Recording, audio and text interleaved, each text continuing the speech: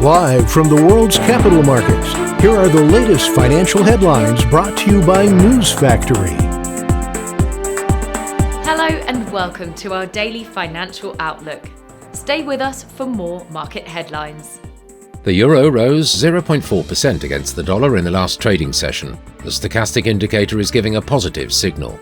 The dollar-yen pair plummeted 1.3% in the last session. The RSI is giving a negative signal, which matches our overall technical analysis.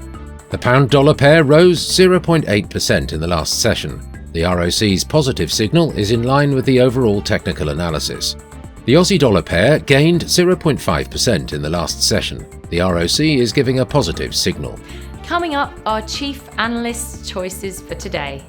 Japanese government bonds rallied, sending the benchmark 10-year yield to a nearly 3-month low as investors flocked to the safest assets amid jitters over the fallout from Silicon Valley Bank's collapse.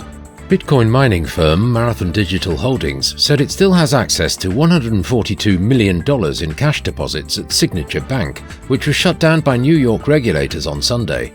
Signature was the third bank with ties to the crypto industry to collapse in 1 week after Silvergate Bank's voluntary liquidation and Silicon Valley Bank's shutdown by US regulators.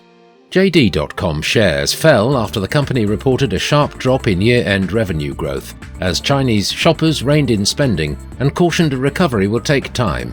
Its wariness comes despite signs of a rapid rebound in consumer spending in China in recent weeks, underlining the uncertainty that hangs over the world's biggest manufacturing nation. Those were today's major economic events, and now moving on to world financial headlines.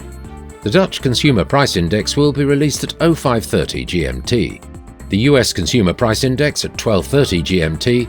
The UK's claimant count change at 0700 hours GMT. Japan's BOJ monetary policy meeting minutes will be released at 23:50 GMT. The US Consumer Price Index core at 12:30 GMT, the UK's ILO unemployment rate at 0700 hours GMT. We hope that you've enjoyed Tuesday's financial report. On behalf of all of us here, we wish you a productive trading day. Be sure to join us tomorrow morning for the latest news and events from the financial markets.